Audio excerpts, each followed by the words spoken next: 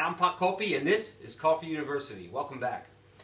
This topic is about home roasting. Home roasting now is becoming very popular because people are experiencing the huge benefits with just roasted coffee.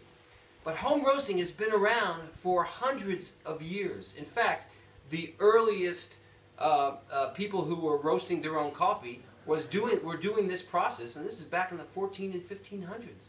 They weren't roasting coffee and then putting it in one-way vacuum-sealed bags and having it later, or even letting it sit and then having it the next day. They were using it right away. So up until the early 1900s, most people, I want to repeat that, most people home roasted their own coffee.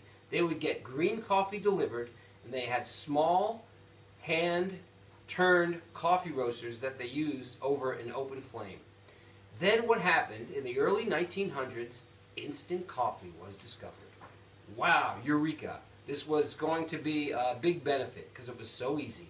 Just add hot water and stir, and you had a cup of coffee. You had the caffeine, but you didn't have the other benefits of just roasted coffee.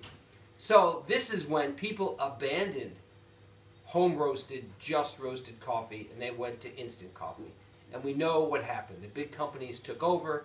This became a for-profit enterprise, and we forgot that everyone at home, or most people at home, the majority, used to home roast their own coffee.